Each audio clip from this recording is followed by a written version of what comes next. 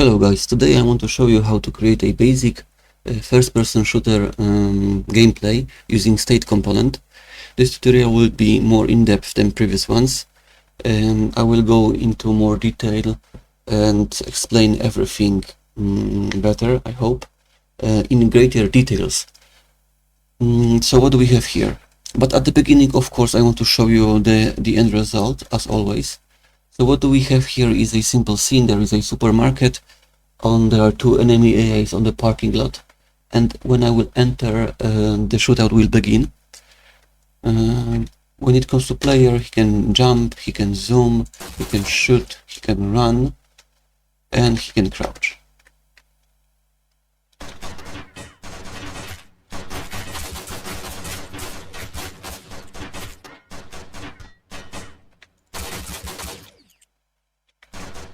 As soon as I will kill the enemy, the next one spawns and goes into action.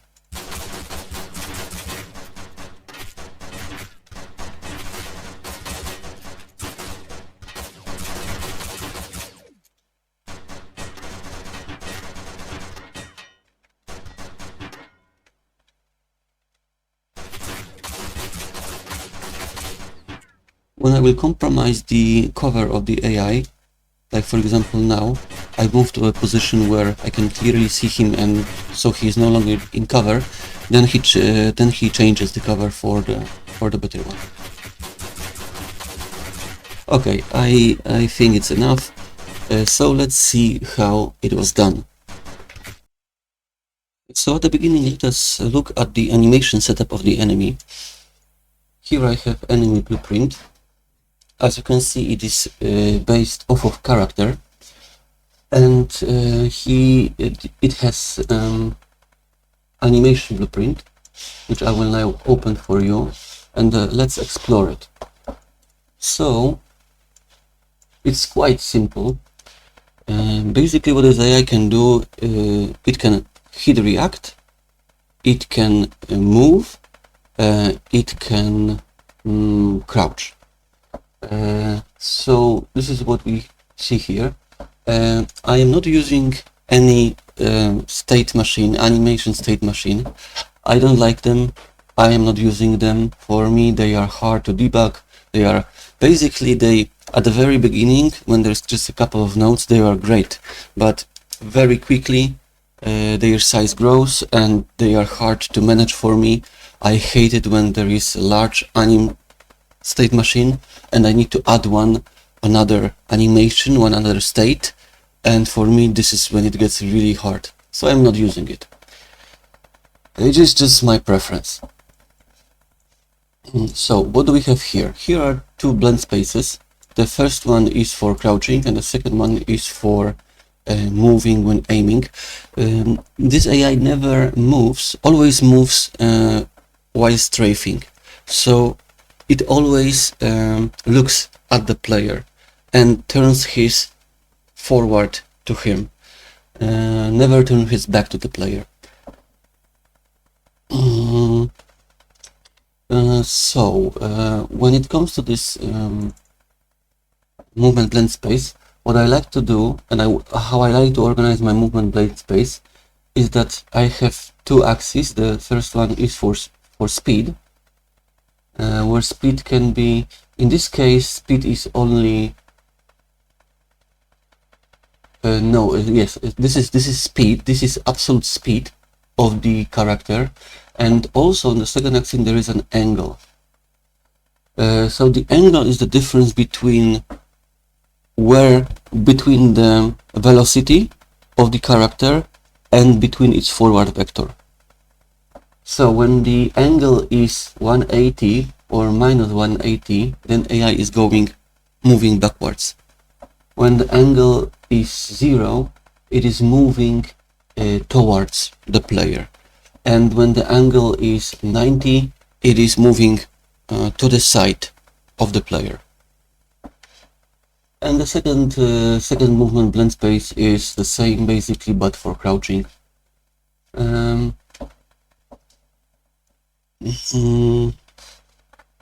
What else?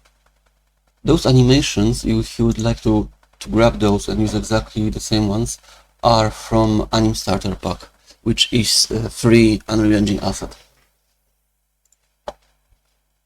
Those booleans that I am using to, drive the logic of the Anim graph are set from within the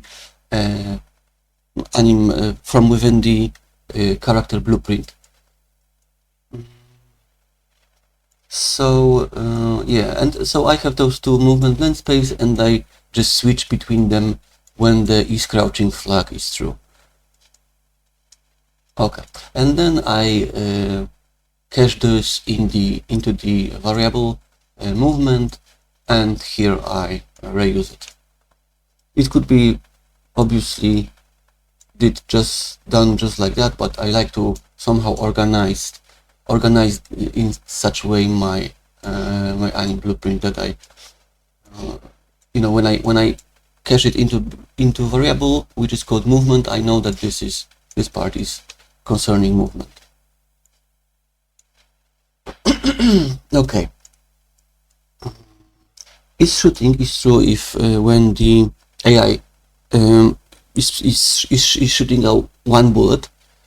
So each time he is shooting the bullet, we set this flag is shooting to true, and after 0.2 seconds we set it back to false. So this guy is blending the movement of the AI with its with shoot animation.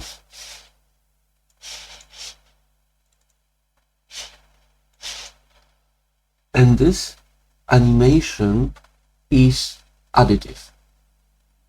As you can see, there is additive anim type set to mesh space.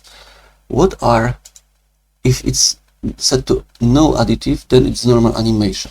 What are additive animations? So additive animations are animations that will be added on top of existing pose. So the first pose that we have is just a movement pose, and then as he's shooting, this works as a lerp. So if alpha is 0, only this guy is taken. If alpha is 1, this guy is fully taken. So basically alpha means how much of this animation is taken. If 0, then we take none of it. If 1, we take full we fully take this animation and we blend. So yeah, as character is moving, and then when we shoot, it's 1, and then we take this iron sight additive animation and we blend them together. And at the end we have a anim montage slot, which is heat reaction. So basically we put it at the very end of the anim graph. So when we play heat reaction, it just overrides anything that is before. Okay, so this is our animation setup. Now let's look into AI blueprint. Okay guys, so now let's us explore how the AI is moving and focusing the player. As you know, and as you saw, AI is all the time focusing the player. He is turning to whatever the player is at the moment. How it is done. So here in AI blueprint, I have player entered lot event, and I call set focus, and I give player. So this node causes basically AI to look exactly at the player and rotate to whatever the player is. This player entered lot event is an event that is bound to on actor begin overlap of trigger volume.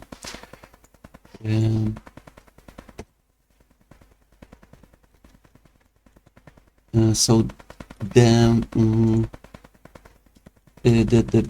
parking lot is inside the trigger volume, and well, as player obviously enters the trigger, the event fires and AI starts to focus the player. I want to note I want to make a small I want to elaborate about this get all actors of class node. So basically you should try avoid this node as much as I can. I would say that even in production code you should never use it. So how we could do the same without using get all actors of class? So in this situation, what we want to do, we want to react on player on some event, and that's basically it. What I would do, I would create a third object, and it would be probably a subsystem, and this subsystem would have just some events, a list of events that any actor can bind to. So I would call it something like global events subsystem. And here, and in this subsystem, I would put an event dispatcher called player entered lot. And here I would grab the subsystem and I would bind to this event, and I would bind to this event. And then I would make a trigger volume, an actor, and inside this actor, I would react to its on component overlap, on overlap, and I would also grab the subsystem and I will fire its on player entered lot event. So this would cause so this would cause basically this all actors of class to be unnecessary. Okay, so also, as you probably noticed, I am using navmesh here. So AI, when I want AI to move, I am calling move to location or actor, and I am passing best cover that I found for the actor. How I find this cover right now is unimportant. I want just you to note that I use navmesh and I use built-in move to location or actor node that is on AI controller. Okay, so let's test this. I've disabled shooting on AI because it was very it was bothering me all the time. So yeah, okay, this is what I wanted to show you, that this is not enough. Because when AI moves right now, it doesn't take under consideration the position of the player. So how to do it? For this we can where is the player? We can attach something called nav modifier. It's a built-in component to a player capsule, so it will follow the player capsule around, and we can check dynamic obstacle. And what this dynamic obstacle does, it modifies the nav mesh around the player. You see it's red. Red means that the traversal cost for this part of nav mesh is higher. Navmesh works in such a way, in such a fashion that he looks for the path from one point to the other with the lowest possible cost. So this means that as we move the player, the area around him the cost is increased, so the path that AI takes will be modified according to the player position. So let us check how our AI behaves now. So as you can see now, as I close to the AI, he respects player position, and he tries to back away from the player while still going to the cover. However, so this is better. However, as you can see, we have pretty big FPS drops. Look into the right up corner. Also, the AI movement is jerky. He basically rapidly changes the direction of his movement. So this is not good enough. We want better. How we can do it better? First of all, the FPS drop is because every frame we are changing the nav modifier location. So this invalidates the part of nav mesh. The nav mesh needs to be regenerated, and this basically results in some FPS drops. So I've changed the code somewhat, and now we do not have nav modifier here directly, attached to player, but I've created a separate actor that has only one thing, which is this nav modifier. And at the beginning, at the begin play, I spawned this nav modifier. At the begin play of actor, obviously, I spawned this nav modifier. I cache it to the variable, and in tick,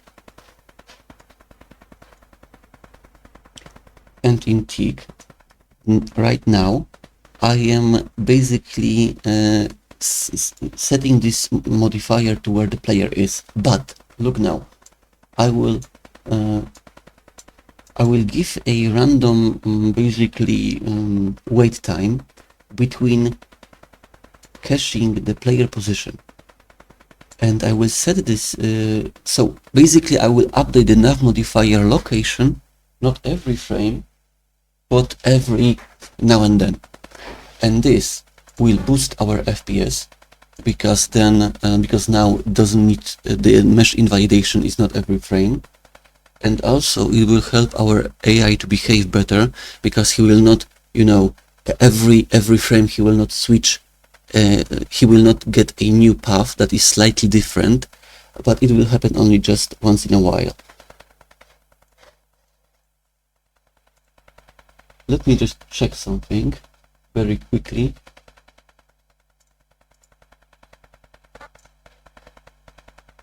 Yes, it's all fine. So let's see now.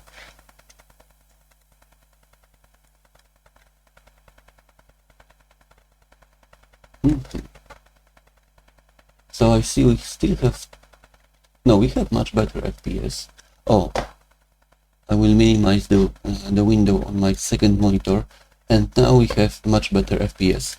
And also, as you can see, the AI moves much better, although it is still not perfect.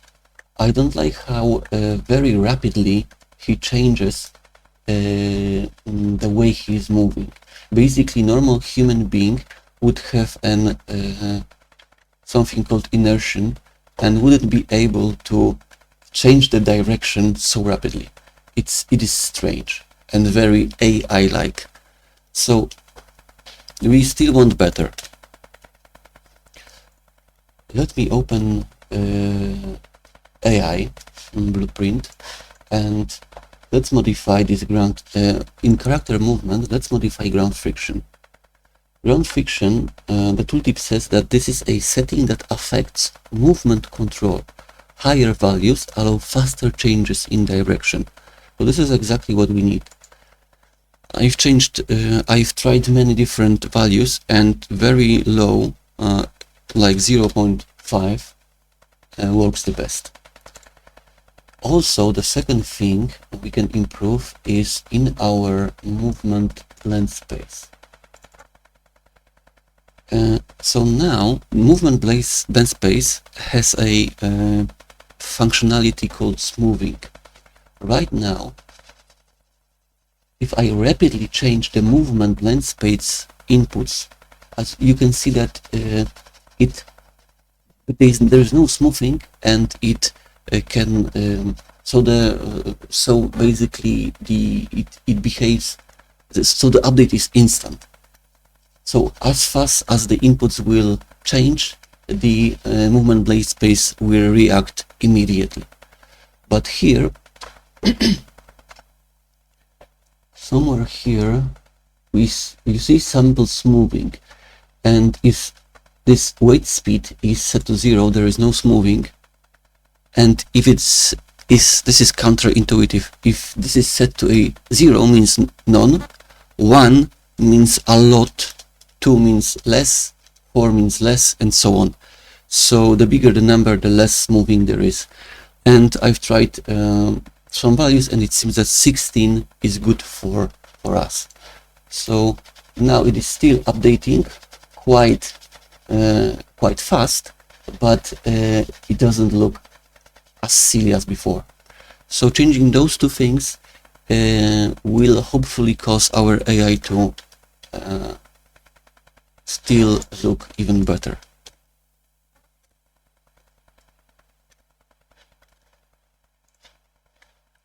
Let me grab the weapon.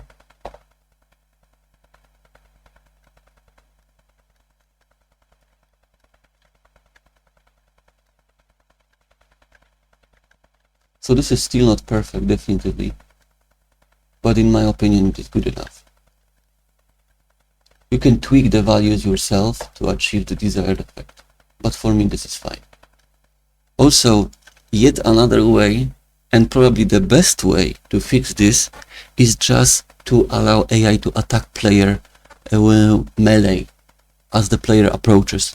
So instead of instead of AI backing away from the player, it should basically enter a melee attack. He should basically run toward the player and try to do a melee attack, and this will make the AI be more aggressive and will fix and will be, I guess, even easier fix to all the problems we had.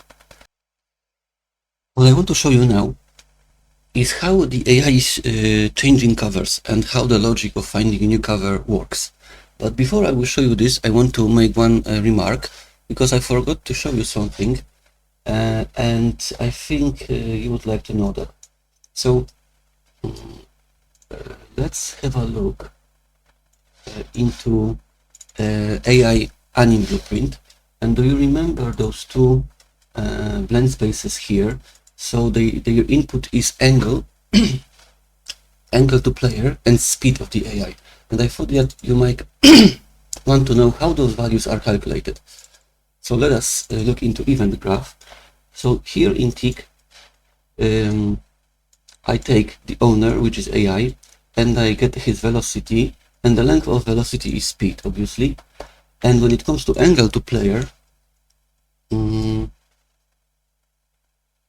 so the angle to player, because AI is always turning to the player, then his forward vector is angle towards player, and obviously velocity is the other angle. So angle is angle between velocity of movement and the actor and vector towards player. In Unreal there is no built-in angle function to find an angle between two vectors. So in case you would like to know how this is calculated, you can pause the video and rewrite this function. Okay, so now back to the AI. So how the changing of cover works? Here there is a tick, and if we have a focus actor, and we have a focus actor, as you remember, when player enters the parking lot, and the focus actor is the player. So if we have the target, then we are calling find cover function, and we will open it in a second. But for now, what you need to know is that it iterates over all possible covers, and it finds the best cover in such a fashion that it calculates the rating for each cover. It calculates the rating, and it returns the cover with the highest rating. So we cache this best cover that was returned, and we check is this a valid object, because in case, for example, when each cover is taken, which in our case never happened because we have only 2 AIs and much more covers, but in case all are taken, we check if this is valid. And so if this is valid, then we activate state moving to cover if certain conditions are met. What are those conditions? First of all, best cover needs to be different than the one we are currently in. If you are in the cover, then this current cover variable holds it. If we are not in the cover, then this current cover is null. Then our best cover, so our new best cover rating must be better than our current cover rating plus some epsilon value. So this is a guard to not change covers too frequently. If this is not here, then AI will very quickly switch between covers, and it will choose even slightly better cover and move there. But we don't want this, because this will just look stupid. First of all, he will change the cover too often, which just looks stupid. And secondary, when AI leaves cover, then it is wide open. So we should really minimize this. Smart AI should minimize this. So this is why he needs to have a good reason to leave the cover and take this danger of moving into wide open space where player can easily shoot him. So we need to have quite a better cover, or if my current cover is basically his rating is 0, which is critically bad, then he always immediately switches it. If the cover rating is 0, it means it is like he is wide open in his cover, so he should move immediately, because it looks very stupid when he sees that he is wide open to the player, but he still sticks to this cover. So if those conditions are met, then we activate moving to cover state, and this returns true if we successfully activated this state, moving to cover. So if we successfully started to move to the cover, then we leave our current cover. We just and this function is just taking current cover, and it says that it is no longer taken, and then it nulls it, and he takes a new cover, and we give him the best cover we picked, and he just caches it once again and marks it as taken. Okay, so how find cover function looks like. First of all, the covers are the cover object. How does it look like? So here is the cover object. Here is just a static mesh that is a mannequin just for reference, so I can know how high the cover is. It has no collision, it's just for reference here, and in-game it is hidden. So the cover object is obviously, its collision is set up in such a fashion that it blocks, it's wall static and it blocks everything. And there is a 2 slots in the cover, and what AI is going to are those slots. And those slots are child actor components, and those actors that are cover slot actors.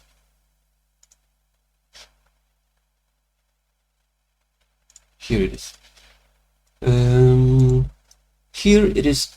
Basically, this is just a just an arrow, basically, because it helps me to see, where the cover points to. Because the cover, when I'm in the slot, then the cover needs to point along the x-axis. So it's made, the arrow is only there to orient the cover properly, the cover slot, I'm sorry, properly. And it just only has a couple of functions. First of all is get angle to player. So it takes this, my forward vector,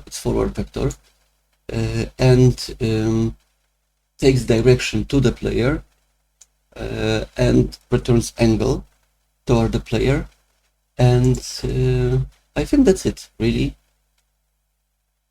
There is some debug functionality here, but it's disabled. So basically pretty much empty actor except for one function. And at the very beginning, at the begin play of AI, we once again use the disallowed get all actors of class method, and we cache all the cover slots. So how would we go about it without using this disallowed node? So in reality, in normal gameplay, you would probably have some global cover manager or something like this, an object that will be your source of all the covers that you will query covers from, and would probably use this this object. So now let us see how the find cover function works. So at the beginning, I am iterating over all the covers, and I'm calculating two values. The first one is distance rating, and the second is angle rating. Distance rating is just a rating of cover based on the distance. So I measure the distance between the slot and the player, and then I read the value out of the distance curve. And this distance curve, this is it. So on the x-axis, there is on the x-axis is a distance between the player and the slot, and if the distance is small, then the rating is also small. And as the distance grows, the rating grows up to a 10 meters mark when it reaches its peak. This means that basically we prefer the covers that are 10 meters from the player. So this is exactly the distance that AI wants to maintain from the player. And if the distance grows even higher, then the rating also drops.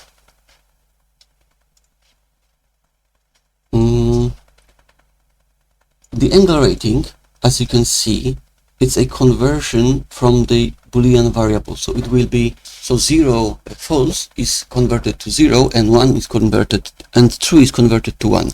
So it will be always 0 or 1. So what I check here is it will be 1 if the angle between the slot and the player is less than 80. What does it mean if the angle is less than 80?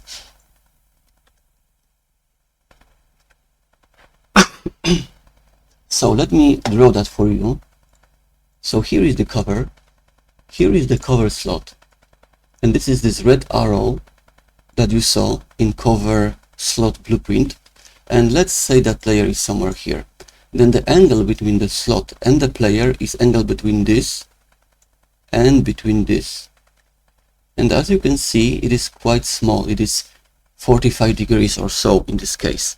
And as the player moves in this direction, so moves behind the cover, then the angle will be higher. Here it will be maybe 75, here it is 90, and higher. So this is why the lesser the angle, so basically by checking if the angle is less than 80, I am checking if the player is somewhere in this place regarding to cover. So basically this check only, I use this angle rating as a filter to filter the covers that are on the wrong side of the player, because then the rating is 0, so the final rating is 0. Because I am not adding those, I am multiplying. So I multiply distance rating over angle rating. So if angle rating is 0, then the cover rating is 0, and if it is 1, then what matters is real distance rating. So here is some debug functionality. And here, after I measured all the and I assigned rating for all the cover slots, what I'm doing, I'm sorting them in such a fashion that at the beginning there will be covers with the highest rating. This cover slot predicate is comparing the cover rating values.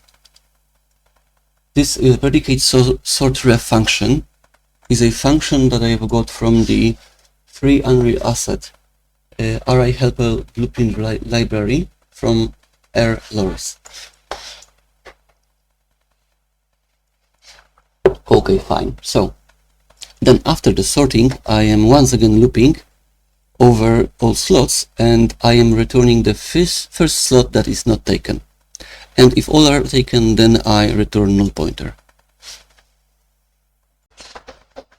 Okay, now let us explore how the actual logic for the AI is written. We are almost finished with the AI. The logic is written with the help of state component, which is my plugin to aid you in writing any kind of logic. You can grab it from Marketplace, and as in all previous tutorials, I will use it to basically program the AI logic. You need to at least, because I will not elaborate with all the details, basically, I assume that you watched at least one of my video that I will link into the description, which is the introductory video into state component. So if you hadn't watched it already, please do and come back. So first of all, let me present you with all the states that AI can be in. So this is our shooting AI, and it has combat state, dead state, hit reaction, and idle. And combat is further divided into in cover, moving to cover, and shooting. So at the beginning, AI is in. At the begin play, I activate idle state for AI, and I give debug ID begin play. This debug ID, in a second I will tell you what is this. Let me run the game. Let me grab the weapon, and let me open the gameplay debugger. As you know, here we have a debugging prints from state component. Actually, those two. So the state category tell you which states are active. The green are active, red ones are blocked, and white ones are ready to be activated. And states history gives you this history how the states changed. And as you can see, near idle and near in states history near idle activated, there is ID begin play. So this is great thing, because if you will always put a debug ID, if you will remember to put it, then this can aid you in debugging. It is only for debugging reasons here. So let's say that you have some kind of bug, and you see from the state's history, or a state is active that shouldn't be active, and you read the debug ID, and then in the blueprint you can just find the node. Yes, begin play. I already searched for it, and you get. Let me do it once again. Yeah, you get the find result, and you see that there is active state called with ID begin play. You press it, and you are immediately into place where the node was activated and where the problem lies. So this extremely helps with debugging.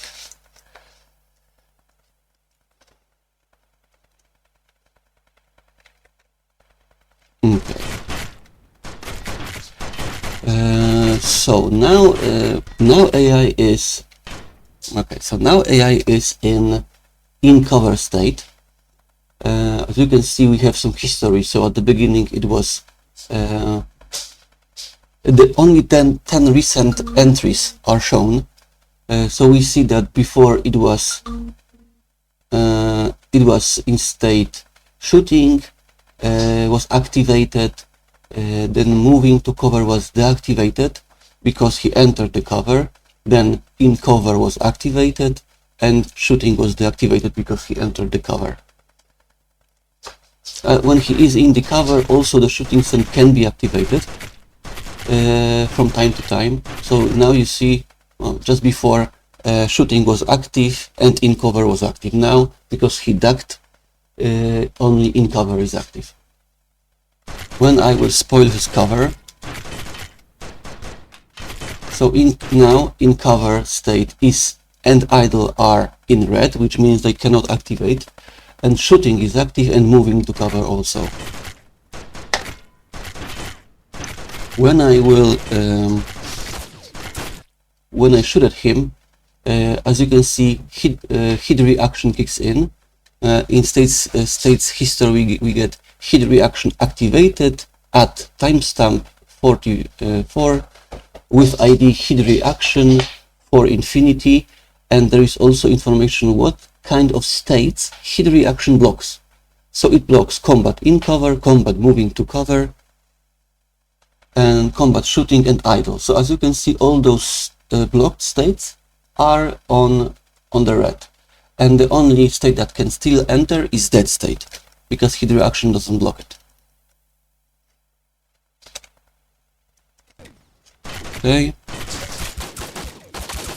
now I've killed the guy, and as you can see, he is in dead state, and every other state is blocked. Okay, now let's look into the code. So let us see how the logic for AI is implemented. So what I like to do, I want to implement each of my state in its separate command block. So here are command blocks for every state that AI can be, except for idle state, which doesn't have any logic bound to it, and it's fine. Such states can are also fine. Typically, if I have a couple of states that are common in functionality, for example, I have an AI that has 3 or 4 melee attacks, then I put different all states for each attack in a separate graph. And for example, you could call it combat graph, and you could put all those functionality here. Also, not in this tutorial, not in this example, but in my game I have many states that are being reused between different characters defined in code. So before we will jump into how each state is implemented, I want us to explore state component details. So you configure state component in this state component section, and the most important thing that is here is these state rules. So what are those state rules? Here you can define the dependencies between the states. For example, here I have all the dependencies of the hit reaction state and how it relates to other states. So what this says, here I have what happens when the hit reaction is activated. Here is what happens when it is deactivated. So what can I do? I can, when it is activated, I can list some states to deactivate and choose some to deactivate or to activate. The same for when it deactivates. I can deactivate any other state or activate any other state. Here is block, and block means that the state is being deactivated and also is being blocked until the parent state, in this case hit reaction, is no longer running. So let's assume that the combat is ongoing, and hit reaction enters, then the hit reaction blocks combat, which means it will deactivate it and it will prevent it from starting. So even if somewhere from code activate state is called with combat, it will be disallowed to kick in. Also note that it is quite convenient because I don't need to, as you recall, combat has 3 different substates. You see, it has in cover, move into cover, shooting, but I don't need to state, basically list all those substates. I can just say combat, and I don't care which combat state is active at the moment. it is considering every convert state.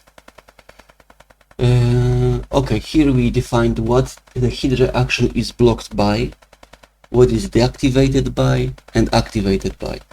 And here is a debug deactivate rule. If you just want very quickly to test how the game behaves, how the AI behaves, if there was no this rule at all, then you just hit this. With these state rules, you can define any dependency between the states that you wish. But there are also some common other common cases that I basically treated separately, let's say. So here are 95% I use the state rules. Apart from them, there is priority states, mutually blocking states, and mutually exclusive states. Those three also allow you to express the dependency between the states, but those data are used for certain quite common scenarios. So priority states. By the way, each of those guys are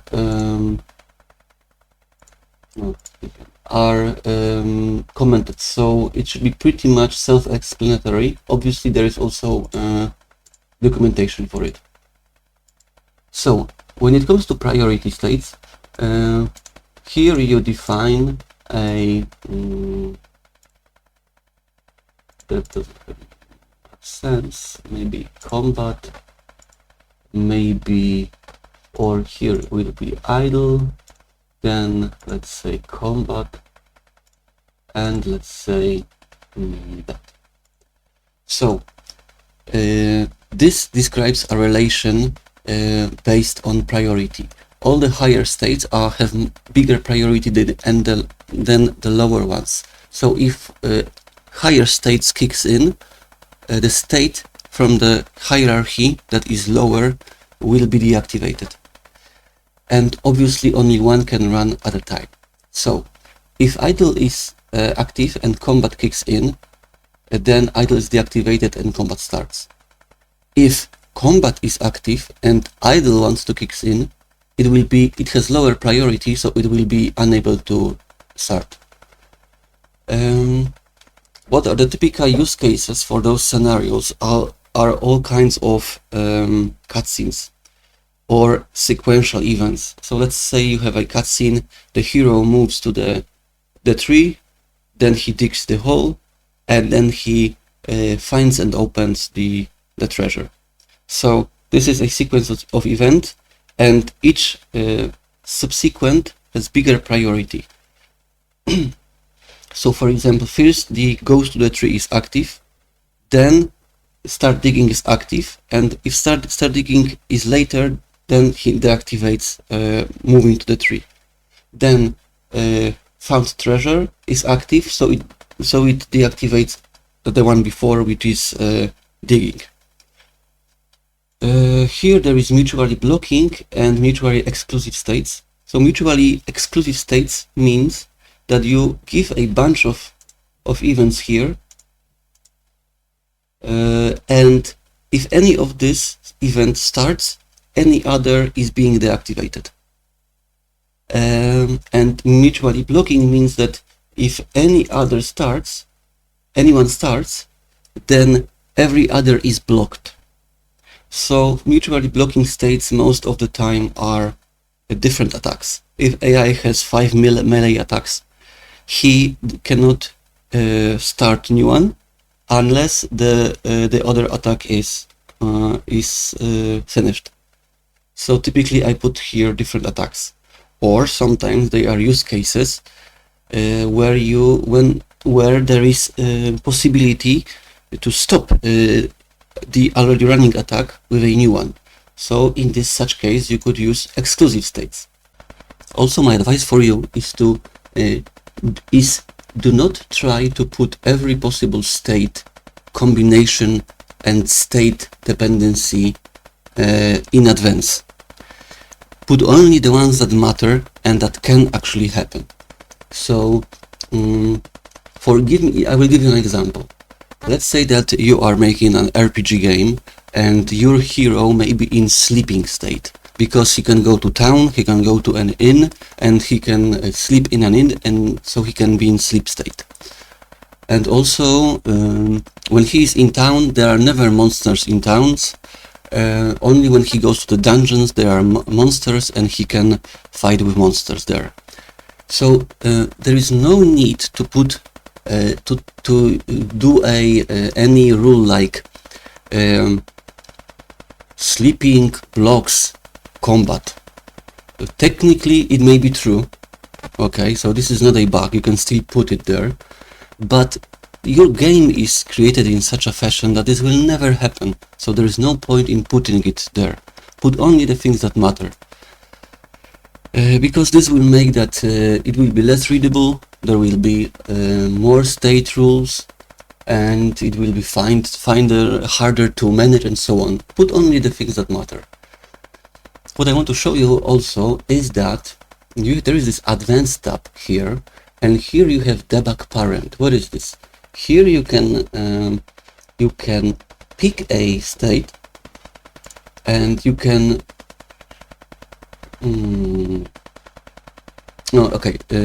now I remember. So you can put, for example, combat here, and then on the gameplay debugger, only this state will be visible.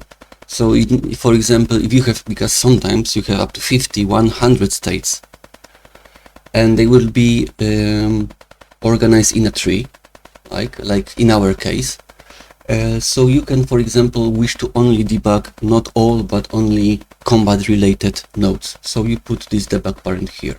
If it is known, then every state is present in debug. Dump to JSON on begin play. If you check this and you will hit play, okay, and then you stop, then let me find it.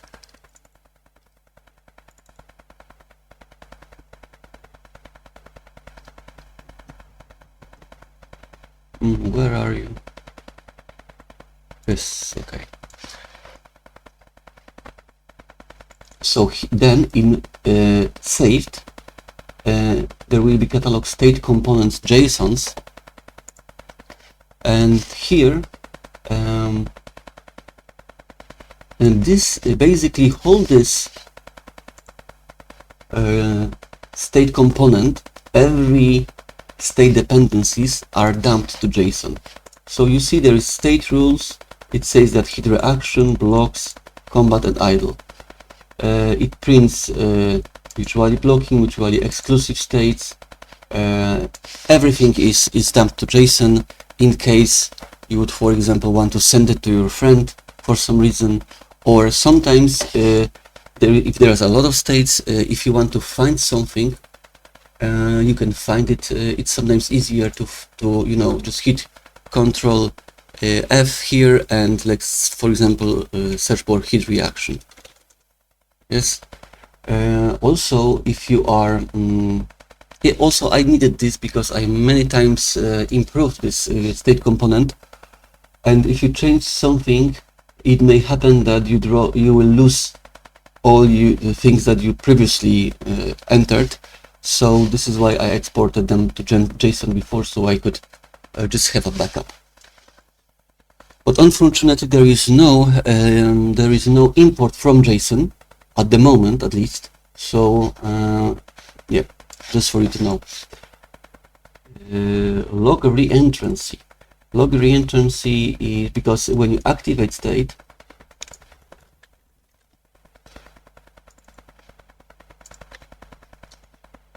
there is an advanced tab, and there is restart policy.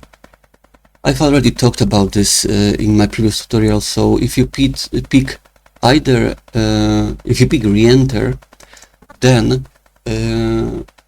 reenter means that normally if the state is active and you once again call activate state, the node it checks what did you put into restart policy. If there is no restart, it means that it cannot start once again. If you pick restart, then it will deactivate and activate once again. And if you pick re-enter, it will not deactivate, it will just immediately start again without calling on stop. So here there is a checkbox. Should we lock re-entrancy or not? Because it's quite common for re-entrant state to be called every frame, and then it will clock the debug, basically the states history debug. And here is also quite convenient stuff, draw debug states. So here, because sometimes you want to visually see exactly when the state is active. So here you go, you can choose a state, you can, for example, choose combat or any particular attack like shooting, and there will be a circle drawn under the AI every time the shooting is active. And you can customize its color, its thickness, its radius, and here you can customize whatever you want it to draw when it's active, blocked, or ready for activation. So this is state component configuration. So now what is left is to discuss how the states are implemented itself. The last thing to do is to look at the code itself. So at the beginning, AI is in the idle state. Here it is in begin play. We activate state, and there is no code associated with this idle state, and this is fine. This is still perfectly fine. There may be states without any code related to them. Then in tick, as you know, here we have a sequence, and so at first we are trying to find the best cover, as you already know, and if we found a best cover and all the conditions are satisfied, then we enter moving to cover state. What do we have here? Restart policy is set to restart. If I would set to no restart, then we would be unable to change cover when moving to cover already. But since we have a restart here, if he finds another cover, he basically restarts the whole state, so it ends and it starts again with, this time with new cover. Move to cover state, at the beginning, at the start callback, we are setting the ball, because we know that we found new cover, and it is different than the cover we are in, if we are in any kind of cover. So and we just gonna go there, so we say that we don't reach it yet, and then we say move to location or actor. And on move finished, we say that cover is reached, and we deactivate move to cover state. Also, as soon as we issue the move to actor location or actor, then we cache move to cover task. And in stop callback, so this is obviously called when the event is deactivated, we grab the move to cover task and we end it. And also, if we reached cover, we activate state in cover. So why is that? So why we are, because he starts to go to cover, and then obviously as he ends, he is in the cover, and then this move to cover task should already be ended. That's true, but remember that other states, like for example hit reaction, can finish this state early, before he reaches the cover. And it is a good practice, if you started something, then always when you finish, clean after yourself. So even though there is a possibility that move to cover task is already finished, once again check it is valid, and if so, finish movement. Yes, so the one thing to mention here is that there is update here, callback. This is firing every tick, but there is no any functionality assigned. So it would be a good idea to choose other assign function method, because I've chosen for moving the cover a variant with all three callbacks, but instead it would be better to call bind events to on state activated, deactivated, and just put only those two that we need. But I am lazy, I will not do it. Let's leave it like that. Okay, so when we reached cover, then we are activating in cover. And also note that I am always giving this debug ID.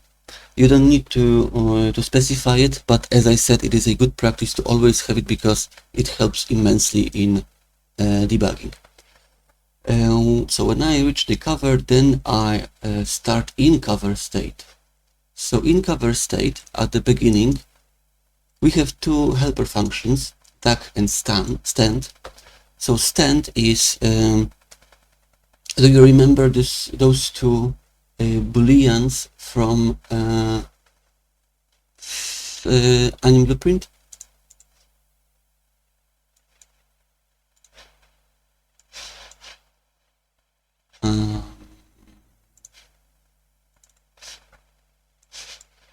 So those two, I mean. This is crouching, so we are setting this from here. So duck just grabs anim instance and checks is crouching, and another one is just disabling this is crouching boolean, and so as you can see here, it is when he is standing in cover shooting at us. And I randomly, after 2 to 4 seconds, I call stand, and from stand, after 5 to 7 seconds, I call duck. So this is a loop. He is shooting for a while, ducking, shooting for a while, and ducking. And when he decides that he found a better cover or something happened, in cover stop is called, and we clear his crouching flag, and we invalidate this cover timer. And here once again there is cover update method, which shouldn't be, which we I'm sorry, it would be able to not have it because it does nothing. Great. So this is in cover state, and remember that this in cover state is invalidated when he is going to the next cover, because here we have a rule that when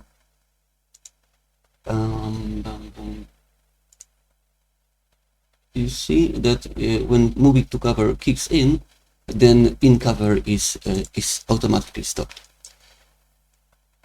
So this is moving between the covers and his behavior when he's inside the cover. And the second sequence node link actually is so here after some delay we are testing whether we have line of sight to the player and we are facing the player with precision of 5 degrees, and if so, then we activate shooting. If not, we deactivate shooting.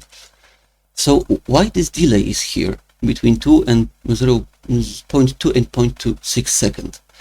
So this is so AI will not immediately react to acquiring target, because if this delay is not here, then as soon as player enters parking lot, they start to shoot, and this both of them exactly at the same moment. So this is very unnatural and very robotic. So to make them more human-like, we just carve their reflexes and we put a delay here. So a shooting state. So at the beginning we We have a helper method shoot, and shoot is we grab his gun, and his gun has a shoot method, and there is nothing fancy there. He just spawns projectile, and the projectile has projectile movement, and it goes straight. Also, we say we grab anim instance, and we assign is shooting, so the backfire animation is played, recoil actually animation is played, and then after 0.2 seconds we clear the animation flag. And this is happening, we are shooting at the start, and here, what do we have here? So this basically is logic to, make him to shoot not in to make delays between each shoot. So this pulsating value, I don't really remember because I did it quite a while ago. So this is some kind of a sinus-like value that goes from 0 to 1, 0 to 1, 0 to 1, and it oscillates. So if this is higher than 0.5, so from time to time it will be higher than 0.5, and then we wait for a bit and then we shoot. But it is important that if you want to fire, we want never to shoot if we are not in shooting state. So after this delay, it may happen that, for example, he got hit by the player, and in such case we are no longer in shooting state, but we are in hit react state. So after the delay we need to test again if we are in shooting state, and then we shoot. And shooting stop has nothing. Since shooting stop has nothing, it would be also wise to choose another binding variation, and the one that doesn't take stop, because there is no point in calling empty method. And the last, okay. Then we have event on hit by bullet. This normally would be will be just on begin overlap, and we would test if we overlap with projectile. But this is done differently because I am using some. I wanted basically to test some other functionality. It doesn't matter at the end. This is just fired when a bullet hits the enemy. And normally in your code it should be on begin overlap. And you would test if what overlapped is projectile. So we decrement health. Health is 4. We decrement health, and if the health is equal or lower than 0, then we enter a dead state, and if not, we just enter hit reaction state. So hit reaction state, if we are leaving cover, in case we are in cover, then we play montage, we play hit reaction montage, and when we blend out, we deactivate state. It is good to deactivate state when animation is blending out and not when it is completed, because when you deactivate it when it is completed, then you will get robotic movement. It's better when the animation is just finished to end the state, so he can blend to the next animation from the next state. And once again, this is a known something that I've already told you, and our good practice. There's hit reaction stop, and in case the hit reaction stop was caused by some other state kicking in rather than we deactivated here, we tidy after ourselves and we call stop anim montage with our hit reaction anim. And that state. So this time we only have dead start, because after he's dead, he's staying in this animation. He freezes in this animation. So there is no dead stop because he never reached that state. And we are playing dead animation. Then we are cleaning the focus, because if we don't do that, then he will, even though he is dead, he will still rotate to player. And we set collision response between the player to ignore, between the other pawn, pawns are enemies, to ignore, and between the projectile to ignore. And we say to him leave cover, because we don't want that body to occupy the cover that he was in, if he was in the cover at all. And after the delay, we grab spawn point, because do you remember that new enemies come after after we kill any? So here, after the delay, there is AI spawn point in the supermarket here, and we queried it in begin play with our nasty good all actors of class. So we grab this AI spawn point, we reach its we get its location, and we spawn new enemy. And after we spawn the enemy, we need to also call spawn default controller.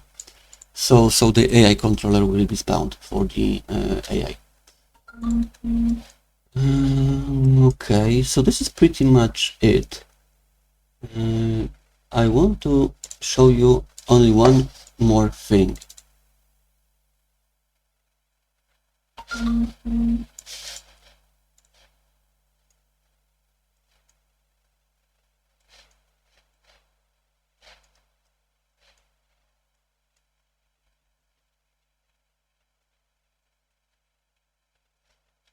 Oh, okay, now I remember.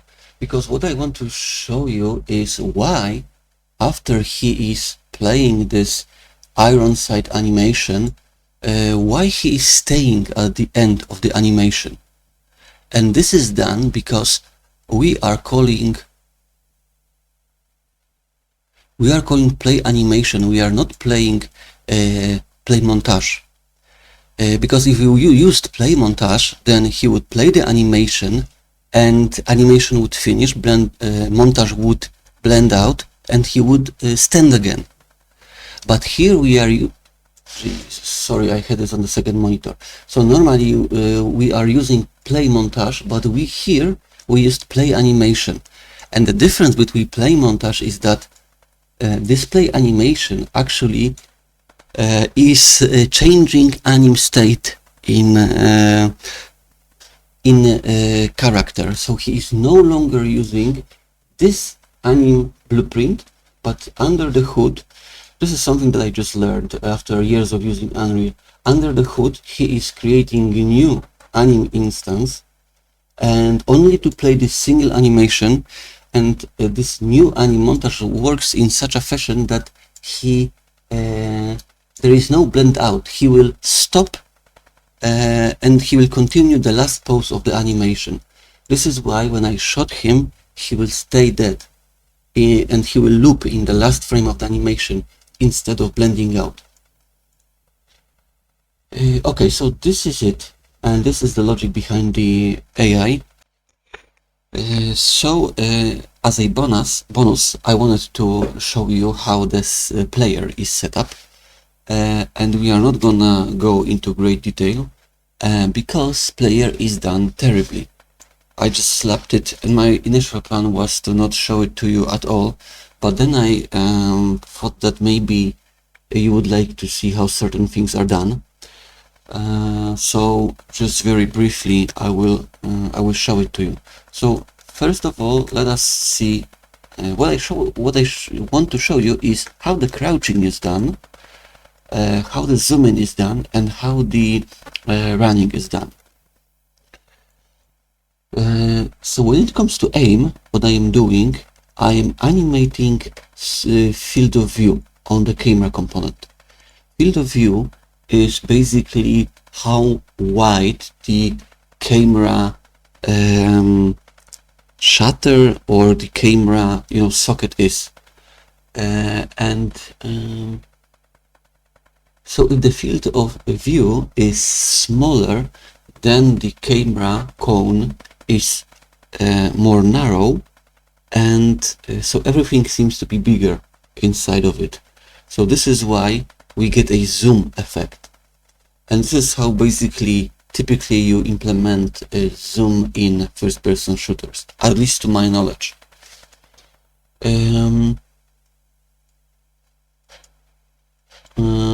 Crouch.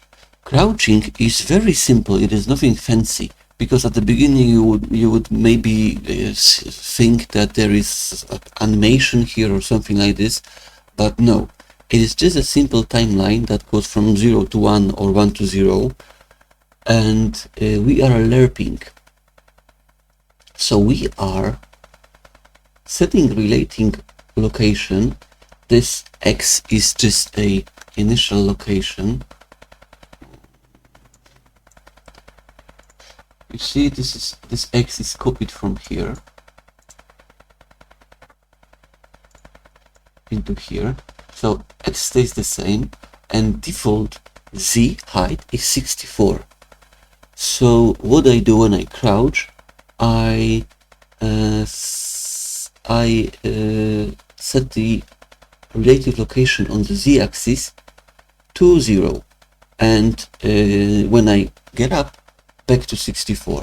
So this is just a simple relative location move, setting of relative location. So when I crouch, not this one, but this one, when I crouch I lower this guy, and when I get up I move it back to the origin. What else do we have here? Sprint. So sprinting, basically I'm not using state component here, and even in such a basic example I had some troubles and some debugging, because basically I'm using Boolean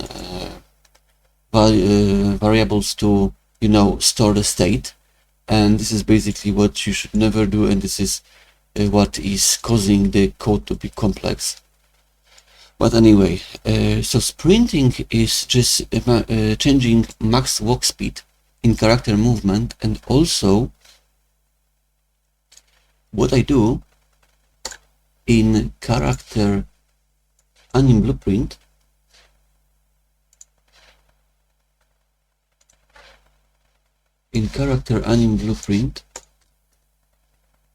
I am reading this is sprinting value.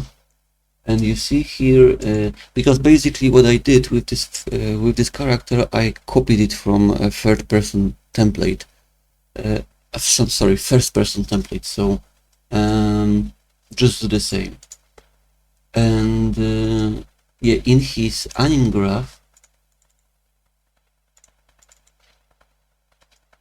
there is state machine, and here is first FPP run. And here I am reading this is sprinting variable, and I just change the animation play rate. So when I am running, I just play animation with 1.5 play rate, which gives a nice effect. So this is how player is done. As you can see, those are very simple tricks. Yeah, so this sums up the player's behavior. So finally, I want to give you one more piece of advice. When you have output log, there are filters here, and here all the logs are listed, and you can start typing log state component. And by default, this log state component is disabled.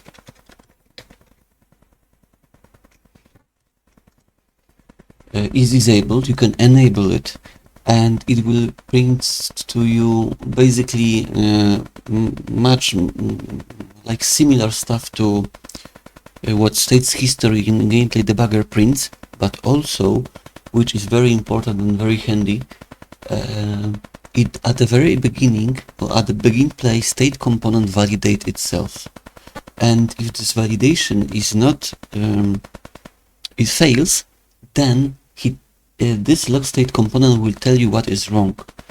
So sometimes you change something in state component and you do some silly mistake.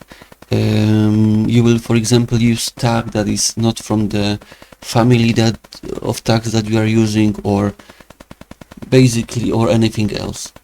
And everything will stop to work, and you will scratch your head asking what's going on. So in such cases, open log state component and see what it prints at the beginning, because this validation phase likely failed, and you will get detailed error message there. So this, I think, is everything I wanted to show you. I hope it was interesting. See you later.